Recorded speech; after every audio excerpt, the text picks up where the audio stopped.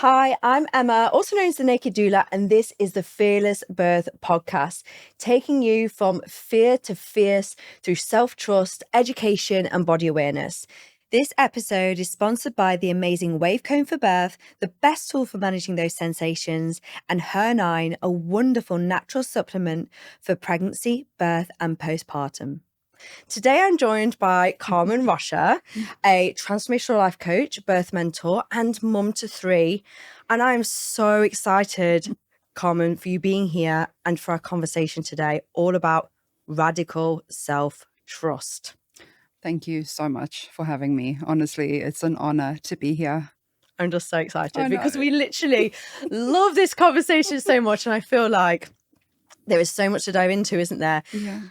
With a short period of time, but I really want to try and go deep and try and help the listeners to understand what self-trust means and, you know, how we can actually build that within ourselves. So I really just want to start by for you to explain a bit to the listeners about yourself and like your story and your like self-trust journey, because it's been a bit of a journey, right?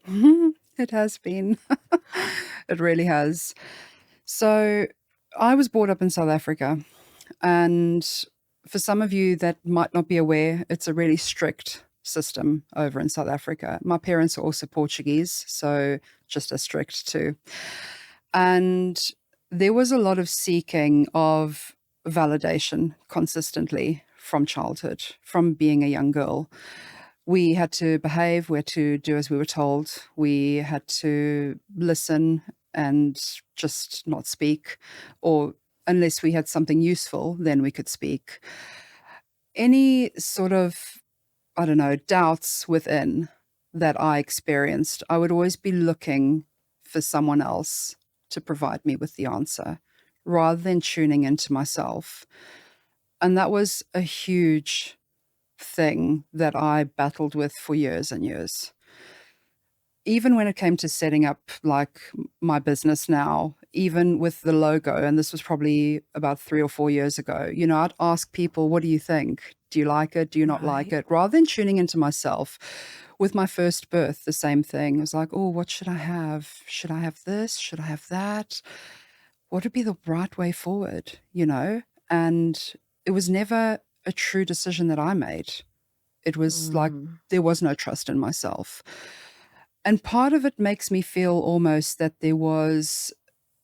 I didn't want to be holding any blame in case things went in a different direction. Right. It's that blame factor. Yeah. We don't want to look to ourselves. If something goes wrong, if we do something wrong, it's easier to point the blame on someone else because they technically made the decision for us. Oh, yeah. And we didn't, And that's the thing that I found myself doing as a young girl, moving through teenage years, moving through adult life. Decisions were never mine. It almost felt like they belonged to everyone else. And then I don't know, it was like I had a miscarriage after my two first births. This was probably a few years, just before I got pregnant with my third daughter. And that's when my personal development journey began. I hit rock bottom from that point after having the miscarriage. And I just thought, wow, this is how deep, I'm in. I felt like I was in a hole. I felt like I couldn't climb out. I felt like I was trying to search everywhere for validation. Right, for the answers. And then I stumbled on the personal development world. And I was like, right, I've never been in something like this. And I was like, there's got to be something more. And it was from that point onwards that I started working on myself. I started developing my self-trust to the point now that I don't ask people for their opinions. In fact, they just end up confusing me even more. Right. I choose to look at myself, even if it takes me 24, 48 hours to sit with it. And it can be uncomfortable. I mean, you know how hard the work is. You know how uncomfortable it can be. Yeah. Not knowing that answer, just sitting. Even just with an outfit, it's so easy, isn't it? To just go, do I look okay? Like, oh, does this look all right? Yeah. Like what? We don't it's just insane, isn't it? It's insane because it becomes such a habit and such a natural thing. And just going back to your like childhood, I think that obviously you were in your individual your circumstances there in South Africa. I also think that there is this whole narrative, isn't there? Like with children and young girls and, you know, being even just like children, not even girls, you know, to be quiet and to not express ourselves and to not express our emotions and to not be able to, you know, tune in. And we're sort of feeding a narrative from when they're born, aren't we, to look outwards for the answers. So we don't literally know how. We forget how to connect with ourselves. So is it any wonder that when we do go through something such, you know, something so transformational such as birth, that if we're not like connected with ourselves, we just completely lose the plot, don't we? You know, we end up in situations that are completely out of our control and we don't know what to do. And it can just really change our whole lives because this is what birth can do. Completely. And this is why that self-trust is literally probably the most single important thing when it comes to birth, right? Yeah. When it comes to birth. So when we obviously talk about like the personal development world and things like that, it's interesting you say that. And this is a good point, because when we're like, again, that could be, if we're in the habit of looking outwards for answers, people could possibly get a bit consumed, couldn't they, with the personal development world, thinking they're going to find answers in books and things like that. But actually, you don't even need that, do you? The answers are in you. The answers are within us. They're within us. Yeah. They're within us. So talk to me about, like, you know, what was you doing? Like, what was it, Carmen? Because you say, like, you know, you was making those changes, and what was it? Was you becoming like more aware? Like for me, I find that what seems to build that trust sort of within myself, or started to, was just literally being aware. Yeah, that's it. It's the awareness. It's literally the awareness. It's sitting with yourself and just being aware.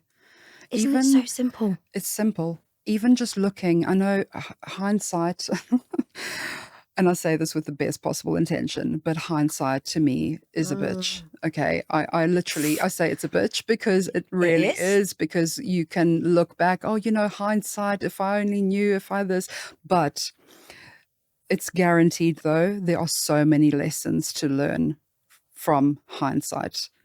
If you just sit with yourself and bring that to your awareness, look at moments in your life where maybe you gave your power over to someone else to make the decision for you.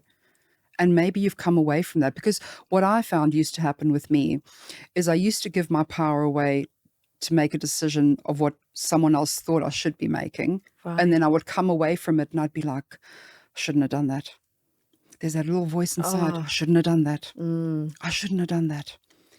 You know, and I look back at the times that happened, and there are literally loads. So many. Loads. Do you know what? It's so interesting, because I went for a walk the other day at a local park, and it was me and George walking, and there was a beautiful swan, right, on her nest. She'd made this beautiful nest on this lake. And I just looked and I just thought, oh my God, like that is just stunning. And I walked past, and a woman was walking the other way with her dog, and she said, oh, it's not good. And I said, what do you mean? And she said, well, I'm on the park Facebook group, and actually, you know, she's built her nest too close to the edge, and, you know, it's dangerous because blah, blah, blah. And I literally, for that moment, Carmen, right? For that moment, I stood there and I went, oh, and I literally fed into the narrative, and I was like, oh no, like, oh my God. And she was like, yeah, you know, badgers can come and this, that, and the other. And I was like, oh no, like that's terrible. And in that moment, I was literally like so into that story. I carried on walking, and I walked around, and I did like a whole like walk around, and I came back, and she was awake, the swan was, and she was doing something. I saw the eggs in the nest, and I thought, what the fuck? I was literally like, how is it that all of a sudden we've just decided that we don't trust the swan? We don't trust what she's doing. She's got other cygnets in the lake next to this lake.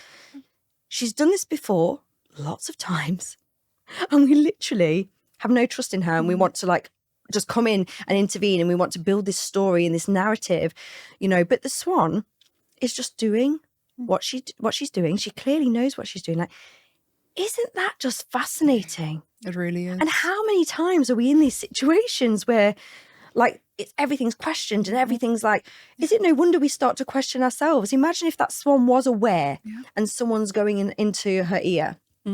Oh, I think you're a bit close. I think you're a bit close. I think you're a bit close. I think you're a bit close. Like, if she didn't have radical self-trust in herself, she's going to start questioning what she's done with that nest. Yeah. Isn't that just mind-blowing? It really is.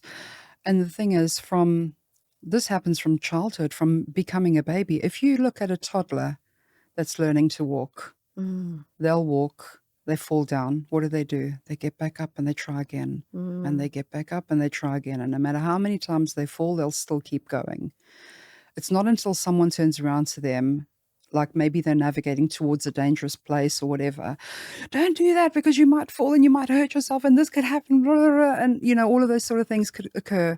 And then the toddler's like, first time might not listen, but they do it again. And the adult does, you know, the same thing and again and again. And then that's where the whole fear element starts to come in.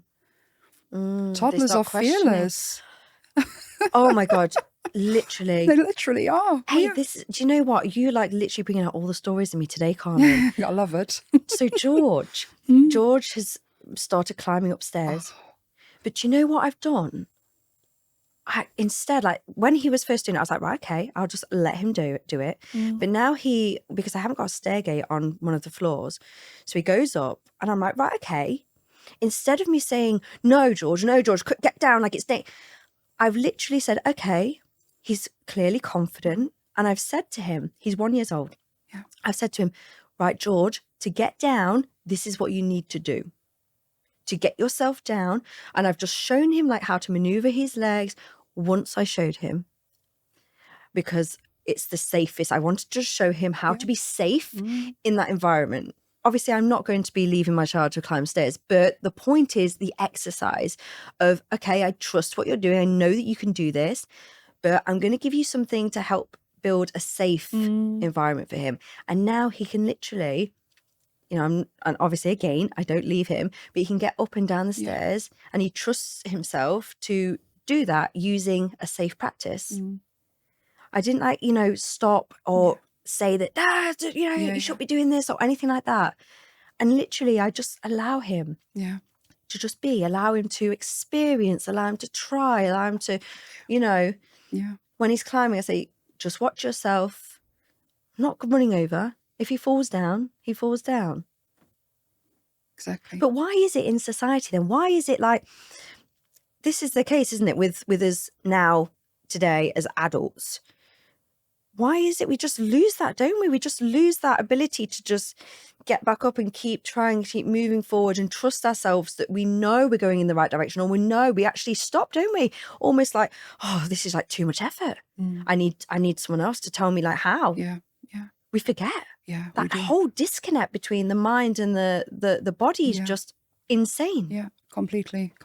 Because we spend so much of our time rationalizing. We spend too much time in our head.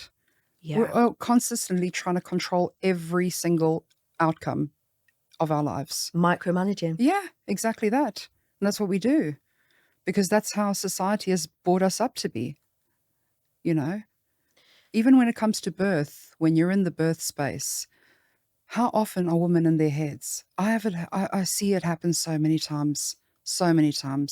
You know, there's been a few births that I've attended where the woman has been like, you know, asking, oh, how much longer is this going to be? How am I going to do this? What position is baby in? Can we just check baby to see baby's in the right position? Can we just check? Try to manage the process. Exactly. What position should I get into? And it's just like, well, what position do you want to get into? Right. Oh, I don't know. What's best for this to move along? And it's like, you're missing the point. You are literally missing the point. This is not what birth is meant to be. It's not to be a micromanaged event. Right.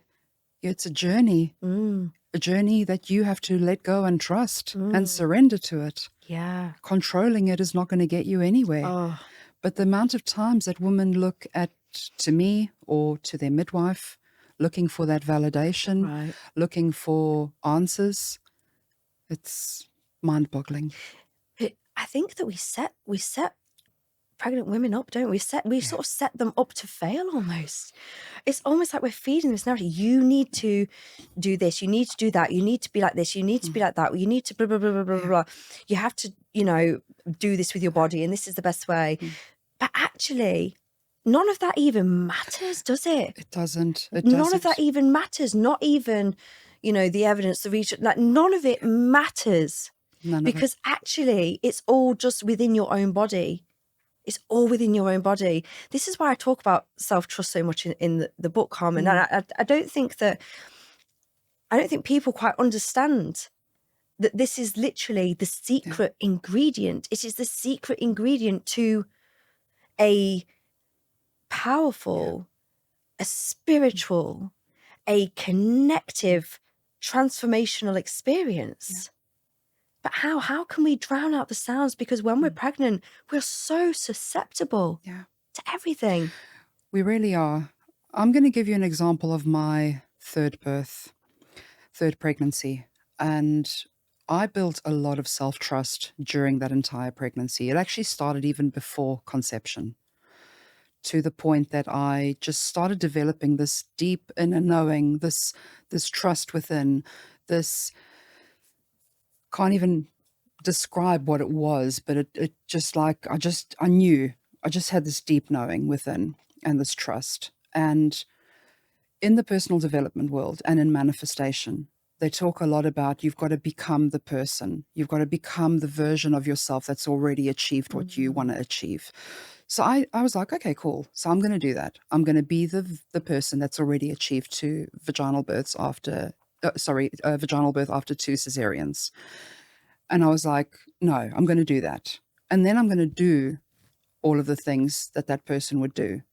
So then I started educating myself even more around birth, around mindset. Like I'd spend half an hour to an hour every night at my kitchen table working on my personal development, watching something, doing meditations, journaling, EFT, you name it, I did it. And then there came a point in time, because the key thing is letting go so that you can then have. Okay, and surrendering, which a lot of people don't understand what surrendering or letting go is. Oh, yeah, and I love that. But for me, that was having that deep trust that I've done everything in my possible power to achieve this. Even if it doesn't work out, I know I did everything that I could. Right. And there's no regrets. And that for me, I was like, okay, it's done. I don't need to worry anymore. I stopped visualizing. This was probably around 38 weeks. And it's funny because at that point in time, I turned around to my husband and I said, I bet you I'm going to go into labor the day after my due date. I said, do you know why? My mom's coming on that day. The girls will be taken care of. And I bet you it's going to happen on that day. And I shit you not, I went into labor on that day, Emma. I was like, what the hell is going on? You knew. I just knew, but I wasn't chasing it. That's the thing. I wasn't chasing it. I was sitting and I had stuff planned out and I was doing things that I enjoy. And I was enjoying that both the girls were in school and I had that time to myself. And I was just able to be, and that was like amazing. And I was coaching people still also. You know, even on the day that I went into labor, I was in complete denial. I was like, oh, no, this is probably just, practice contractions. Right. This can't be it, and my clients, I'm, on Zoom doing a call. And my client's like, are you okay? And I'm like, yeah, just a second, breathing through it and then carrying on. And it happened, but there needed to be a journey that needed to bring me to that point. And I feel for me, it was working on the fact of the validation piece. It was working on imposter syndrome too. It was letting go of being that past version of myself that needed to seek things from others Whereas actually, no, you need to tap into yourself. You've got this. You know what you know inside of you. You've got this. And that was the big thing that changed for me. Oh, and I just love that so much, because you made a really important point there, which is building confidence. Confidence comes from knowing. Confidence comes from knowing self. Yeah. Confidence comes from knowing about whatever it is you're delving into. Yeah. And if you are going into something blind, it's almost like, I use this example because I jumped out of a plane for my 30th birthday. Wow. It was 6 years ago now. But I jumped out of a plane for my 30th birthday. And before you get to the point of obviously going up in the aeroplane, you're in a room and you're having to like go through this whole process of understanding what happens. Like they show you a video, you know, how you have to put your, you know, your body and things to look out for, and what you should, you know, what basically like you shouldn't be feeling, you know, kind of things. As in like, you know, if something doesn't quite feel right, etc. And we went through this whole process, and we was in there like a good half an hour, 45 minutes before we went up in the plane. And literally, if I hadn't of like been in, I know it's like a very like short, like completely different, but it's just an example. If I hadn't understood how to behave, how to act, or anything like that, jumping out of that plane, depending on my body and everything, especially when you're going through the air, if I'm not in the right positions, I could have completely, you know, caused issues for how we're falling down, you know, through the sky, or how the person on my back is able to, you know, pull the parachute or whatever. You wouldn't go and do something without understanding it first. Yeah, exactly. You know, we wouldn't sit here, would we, talking about, you know, these experiences now if we had not experienced them ourselves. You know, I wouldn't be talking about birth if I didn't understand birth. So how can we expect to, you know, go into a process, because we're not talking about, you know, this is separate from the intuition. We're talking about birthing in this modern day age world. We need to understand what is going on, what we may be faced with. We need to think about all the options, don't we? Absolutely. But when the key is, when we're thinking about all these options, is not looking outside for those answers for those options, isn't it? That is the key. Totally. You know, when I was planning George's birth, you know, I looked at all my options and I made the decisions, you know, based on any kind of outcome. I chose that if I was ever in a situation where, you know, labour wasn't progressing or there was something wrong, that I would skip induction completely and go straight to a C-section. And people were like, well, that doesn't make sense because you want to. I said, no, this is what my body is telling me. This is what I feel is good for me. I'm not asking anyone else for their opinions. Absolutely. I'm not asking anyone else like whether I should or shouldn't, or whether it's good or not. I'm actually going, right, what feels like comfortable and good for me? And it felt good for me not to go through that process if I should ever get to that point. Literally. So there is this sort of weighing scales, isn't there? Having the knowledge for confidence, but also leaning into self. So that we can put them together and move forward. Yeah, absolutely. So apart from obviously being aware, which can be very difficult for people, can't it? Like just being aware is very hard. But let's forget that a second. Just from being aware, what else can we do when we are preparing for our birth and we are pre-programmed, we have this conditioning and we are, you know, don't trust ourselves? What can we start to do? Like, what can we do to change that narrative? For me, from having grown up in South Africa, for those of you that don't know, South Africa is quite a dangerous place to live. And I mean, we had grown up as kids to get in the car, lock the door straight away. You know, traffic lights now, which obviously in South Africa they're called robots, but I've lost, you know, trail of that. They're called robots, the traffic lights. That's what they call them. Yeah. So robots are traffic lights in South Africa. So when I got to the UK, I was like, oh yeah, the robot. And they're like, no, you're not in South Africa. You're in the UK. It's traffic lights. So I was like, okay. So Even stopping at a red light at the traffic lights is not something that happens. If there's no cars coming, you just carry on driving because you could get, hijacked at any point in time. My dad was hijacked, in fact. I must have been about 16 years old. Our house got broken into numerous times. I always felt like even in a space, going into a garage here in the UK or even in Portugal, when I lived in Portugal for a few years, the fear, my mind would almost imagine that there was someone in the garage with me chasing me, or because I'd freak out and I'd like run to the exit, or I'd run to the entrance of the building, just to get out of that dark enclosed space. Wow. So the trauma that we hold in the body without even realizing, that's a big place to start looking and just start tapping into it. And that's the thing. It's how we then react moving forward in certain situations, when it comes to birth, when it comes to everyday life. If there is something that occurs in a space and you react, you have an emotional reaction to the thing that is happening.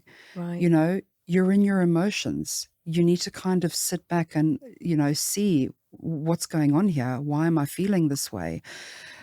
Because I think that's a big part of the missing puzzle too, especially when women, and we were talking about this, when women go into antenatal appointments and they get told, well, right, you've got to be induced because, there's a high chance that your baby could be born stillborn. That's a big Right. card that's played nowadays, unfortunately. And this isn't me being insensitive to it, because I know that there are a lot of people that have experienced loss, but I feel when that is being said to women just to provoke fear, to get them to do a certain thing, I don't agree with that. No. And I feel that a lot of women are going into induction because of that fear.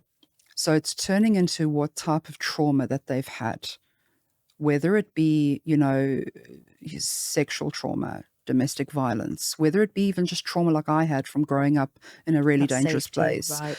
It's the safety, it's creating safety in the body. And I recall in my labor was about 48 hours almost. So at one point I was in the birth center. They wanted to move me to the labor ward because they said that my labor was taking too long. But that wasn't the real reason. The real reason was because they were understaffed and the birth center was closed. So we then got moved, because afterwards I declined I don't know how many times, and then it just reached a point where I just said, okay, let's go up. I need to sleep. So we went up. I had an epidural. They connected me to the monitors, even though I knew that, they don't really improve outcomes. But I thought, you know what, let's just see how this Yeah, plays you out. went with what felt good, and Yeah. that is the point here. You went with Exactly. what felt good. Exactly. I was like, yeah, let's just see how this plays out. So we went. I was laying down on my side with a peanut ball in between my legs. I managed to sleep for a few hours. My husband said, the minute your head hit the pillow, you just were conked out. You were snoring. I was like, great, that's nice. So anyways, that happened. And every so often, the healthcare providers would come in. Oh, you've been laboring for quite some time. We'll give you a couple more hours, and then if baby's not here, we strongly recommend you go in for another cesarean. And my face was just blank, and I was looking at them, and I smiled. And in my head, I was thinking, if you fucking think I'm getting on that table, you've got another thing coming. My baby's heart rate was perfect. The midwife was like, this CTG monitoring, you could frame it. Like, baby's happy inside. There is no need to be Right. rushing this. And I was like, yeah, okay. Anyways, part of me deep within was like, no, this isn't happening. I'm carrying on. This is going to carry on. This is going to be fun. It's going to work out. Like, there was this deep knowing inside of me. And the funny thing is that every time that the midwife would go out to see what was happening, because as it was approaching nearer the 2 hours, she'd come back in and she'd be like, Carmen, they've just gone in for another cesarean. That buys us some more time. I know it was really terrible for the person that going in for the cesarean, but for me, I was thinking, okay, this is the universe helping me. Like, Right. this is the universe helping me. I was like, okay, great. So we carried on just doing what we were doing. And then probably about an hour later, I started feeling that urge to bear down. And I know that part of me just needed the time to be able to do what it needed to do. But also, I know for certain that had I not built enough safety in my body to know that it was okay, Yeah. that I would have caved and I would have said, yeah, okay, let's just go for a Oh, C-section. Because literally. so many women, when they are in labor, and I've had this story shared multiple times, where the minute they get an epidural put in, the consultant says, shall we go for a C-section? And the woman says, okay, because part of her feels she's given up. Mm, Part of her feels, yeah, I don't know if I can trust myself to go on. right. Because She we are doesn't feel basically being safe. told, we're being told. Yeah. And if we don't have that strong confidence and self-trust in Yeah. our own abilities, Yeah. then it's only going to take a few words of fear Mm-hmm.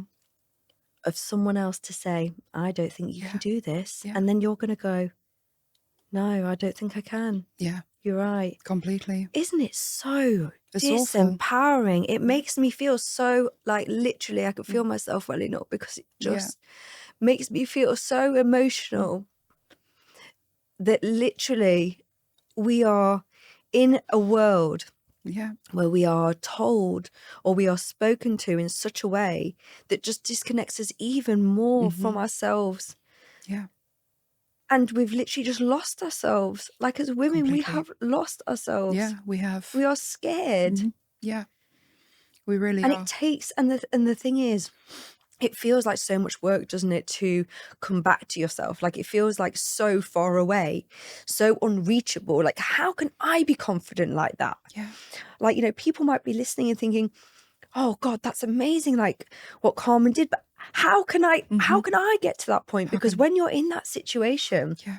and when you don't trust yourself, you know, you're in that cycle, aren't you, of like, I couldn't possibly be that confident, or I couldn't possibly like have that much trust in myself. But you can. Yeah. Everyone can. You really can, because I had we're no... not different from each other. Yeah. I had no trust in myself to start off with. I had no trust in myself, and I built that trust within. You know, you can have it, even though you might not be there just yet, but it's definitely something that can shift and change. So I really want to try and like share ways that other people can start this process, like wherever you are on your journey, whether you're pregnant, whether you're not, whether you're a new mother. So like for me personally, like it all starts with that self-awareness and just tapping into what you're feeling in that moment, right? And not pushing it down. Exactly. Not pushing it down. No.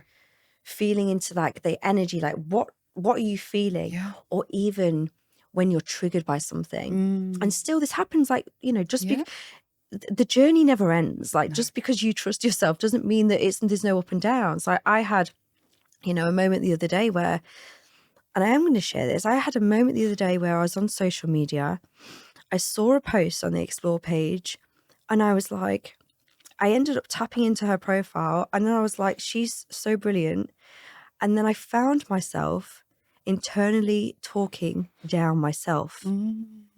We do this to ourselves. Yeah. So I was like, that's like, I could feel myself being triggered. And I was like, how is she's doing so well. And that's amazing. And that means that I'm not worthy. And why aren't I doing that well with what I'm doing? And, you know, like all these like things. And I realized I stopped myself in my tracks, because this is the thing, isn't it? Once you know how to be aware and recognize it, this is how you can stop. This is how you can switch it. And I sat there and I was like, hang on, what am I doing? What am I doing? I'm literally looking, thinking, oh, I need to be doing that. Like I'm looking for validation from this other person on social media, thinking that I need to be doing what she's doing to gain the same amount of success. Wow. And it literally, like, honestly, I felt like I'd just been like punched in the face. You know, I was like, what's to say that what I've got to share in my way, in my true authentic way, like that's my way and that's good enough, like for me. Like, why aren't I trusting myself in like what I'm doing? Why am I comparing? And it's so easy. So my point was that true self-awareness, first of all, I think is a massive thing. Like just noticing, just even noticing. And that's an easy thing to do, right? Yeah. just noticing how you're feeling, what's going on, like why do you feel triggered? What is it about that that's triggering you? Yeah, absolutely. Absolutely. With the triggers, a lot of people get triggered on social media, especially when it comes to birth content and Right. stuff like that, especially if someone posts something that's quite, out there, that's meant to maybe trigger. But one of the things, as someone that has been triggered many times, and that I do still get triggered sometimes because I'm only human, Exactly, yeah. and this work, it's continuous. It's not something that you just do 1 week and then the next week you're cured and you're fine, because it's not. We've got so many years of conditioning. Right, we can't just Yeah, change it we can't overnight. just flip it like that and be like, our higher self, without shaking and falling into ego. We Well, can't. literally, if it was like that, we just would Yeah. be fucking Exactly, ascending right? off the earth, Yeah, wouldn't we? Like, exactly. We've done our jobs now. Like, We're just done. It's good. no more lessons to learn. Exactly. Take me away. Exactly. So it's like the triggers are a way for you to see where you need to heal. Whenever you feel triggered, ask yourself, what within me needs to be healed? What is it? And then sit with it Yeah. and just let it come through. And it might not come through right away. It might be something that hits you a few days later. But just sit with that. Sit with the discomfort. We don't like discomfort. We don't like it. Our brain doesn't. Our brain will want to choose the easy way out all the time. Exactly. Because that's how we've been, Right. programmed. Right. Like, imagine someone that is, in pregnancy and they're undecided. Okay, do I go for a home birth? Do I go for a birth center birth or labor ward? And they're there at that crossroad, and they're sitting there and they're thinking, which direction do I take? Home birth? Okay, but what if something happens? How many people are not choosing to birth at home because they're afraid of something happening, because that thought of that alone brings them so much pain, but being in the hospital setting doesn't. It feels safe to them. Right. How many times does that happen? Yeah. Yeah. It's that path that we go down because that path is more pleasurable than the other one, which feels uncomfortable. Yeah. And that's the thing. Very much we will go down the path of ease. Right. So we have to sit with that uncomfortability. It's the discomfort, yeah. So another thing that like really came to me the other day, like so strongly, and I kind of already knew this, but it wasn't until the other day, honestly, that it became really clear for me in ways that I've helped build my self-trust, and actually why sometimes I still question my self-trust, is the consistency in making promises to ourselves and keeping them.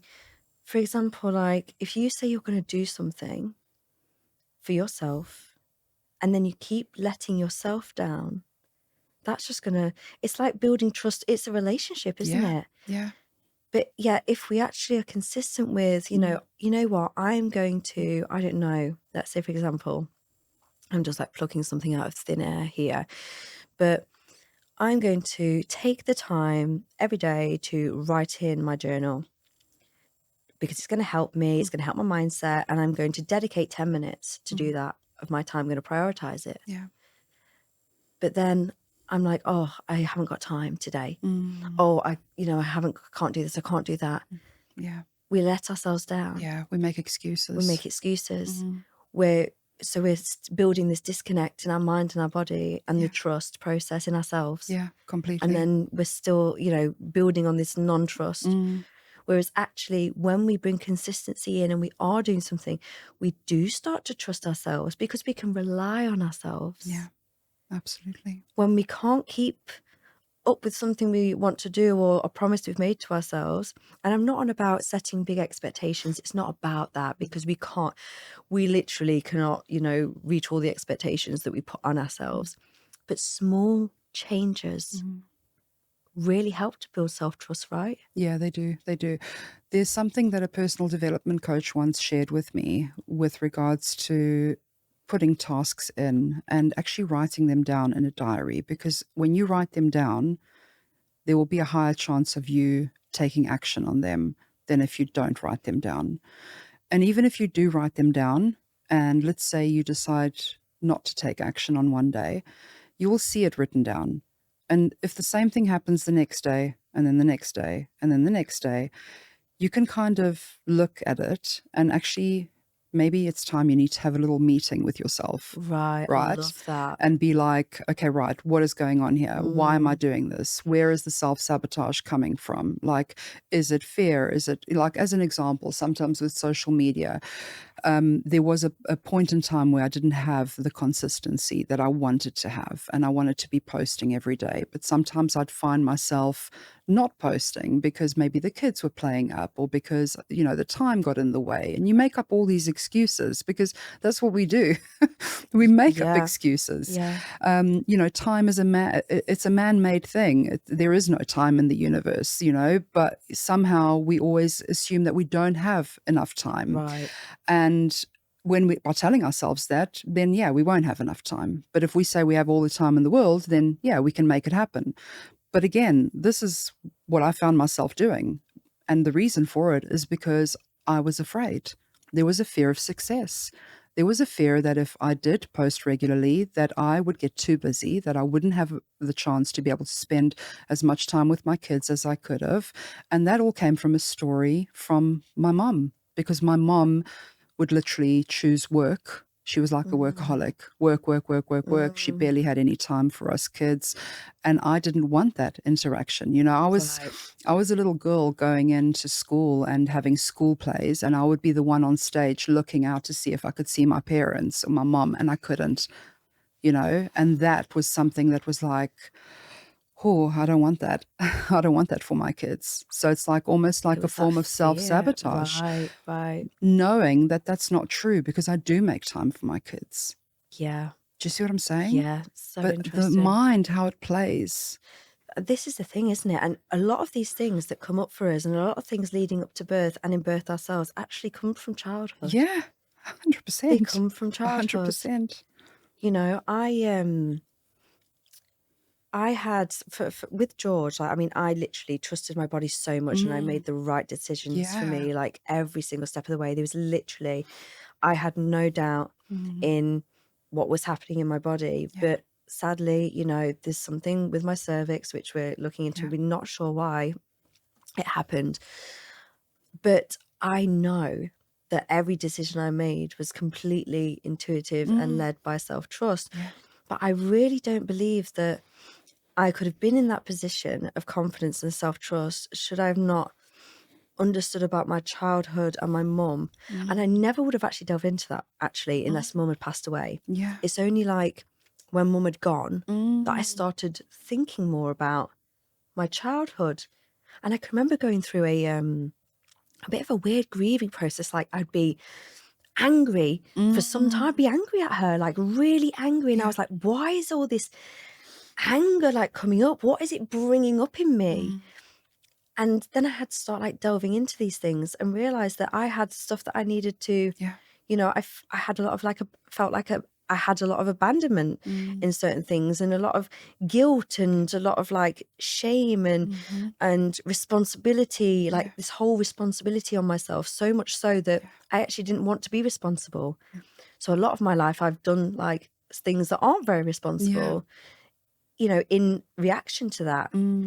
So I felt like at one point that probably I couldn't be, you know, how can I be responsible for my birth? How can I be responsible? I can't be that person, you know?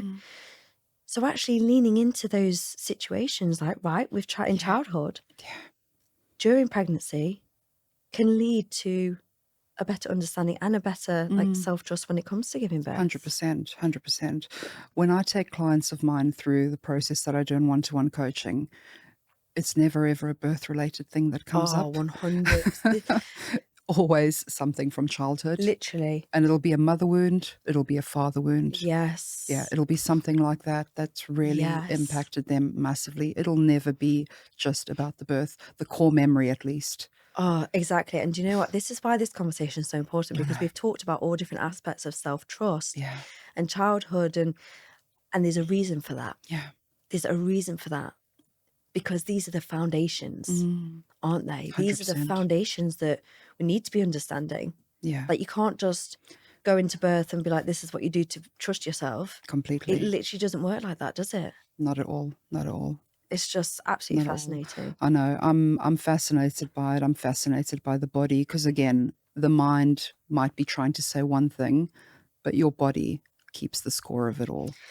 Yeah, this is interesting, isn't it? The difference between what actually is intuition, what is your body saying, what's your gut saying, Yeah. and then where it's actually like ego, like The led. fear response. That fear response, right? 100%. Like, how do you know? Because sometimes it can feel a bit like the same thing, can't it? Like that anxious feeling. It can. I've learned how to differentiate it though. So for me, when it's an intuitive hit, right, there is no reasoning behind it. You just know. You just know. yes, There's no fear. yes. There's nothing. You just know. There's nothingness. When it is a fear-based one, you can feel it in your body. It has some form of response. And sometimes fear, if we are in a dangerous situation, yes, that's fine. But a lot of the times we're not. But yet our ego somehow gets in the way to almost make it as if that we are, so that we can take a different road. Right. Rather than go down the path least traveled. That is such a good way to help differentiate that, because it can be, or also we might feel it straight away, but then we start questioning, don't we? And this is it. But actually, if we go back to basics, do something I really love to do to really help me find like those intuitive answers, is literally taking just a moment to myself. I get a pen and paper. I just take a nice, like, few deep breaths, and I write the question, and I immediately write the answer. Yeah. And a lot of the time it's really great for like yes and no answers, but it's really helped me in times where I've literally been crying my eyes out with George because he's been unwell. And I literally like feel like it's never ending. And I'm literally sitting there crying my eyes out, and I'm like, right, I just need to connect back with myself. Yeah. And I literally took a pen and paper, and I was like, is George okay? Like, is he safe? Like, like, what's, you know, I even actually managed to go down, like, what's the problem? You know, like, it was about his ears.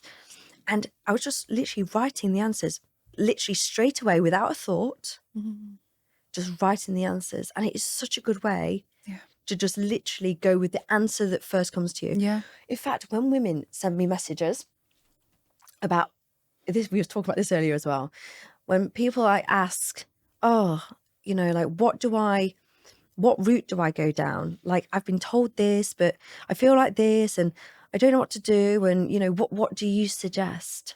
And I'll say, you've just already answered. I know, they do. You've literally just answered your own question. Like, what do you feel? Like, you just said, you feel like this, but this is this, and then this is this. Well, you've just said. You've literally just said what you feel is right. I know. That happens all the time in my coaching sessions. Literally. It's so funny, isn't it, to experience, because you've just answered your own question. Yeah. So maybe that's a really good thing for people to look out for, is when you are in that moment, because it is funny going back to that emotional state, because that's when we're asking these questions, aren't we? Oh my God, well, taking the time to just sit back and go, hang on a minute.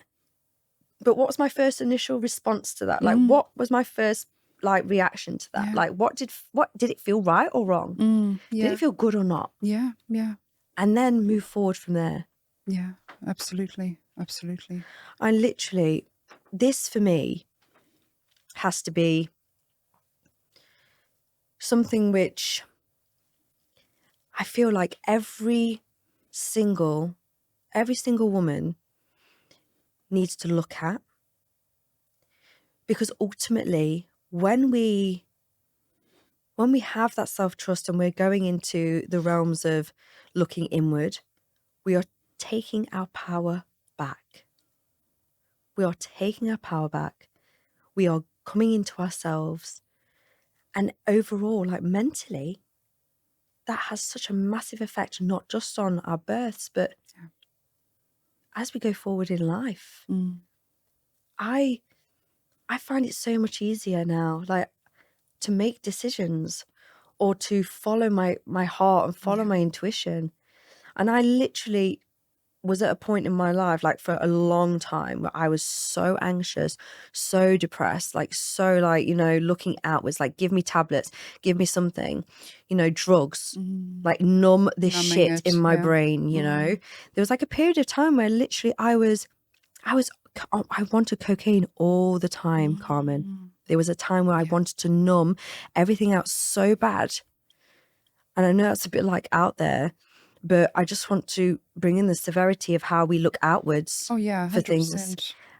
And it could even be in like other things, couldn't it? Like our phone, just consumption. Yeah, It's all about consumption. Literally. We will turn to social media, we'll turn to alcohol, we'll turn to drugs, we'll turn to a number of different coping mechanisms just to help numb whatever we're feeling. Exactly. Rather than just letting the body do what it needs to do, let the body release what it needs to release, because it's all energy. It is energy, you know. Exactly. That's why, like, for those of you that don't know about somatic work, like, that's something that I would really be inclined to look into when it comes to trauma release, because you can talk all the therapies, you can do all the therapies, but what is in the body, it needs to come out. It needs to be released. 100%. 100%. This is it. Because you can't just keep looking outwards for the answers. No. For things. We tend to look outwards for validation at the end of the day. Exactly. And when it comes to birth, it is exactly the same situations.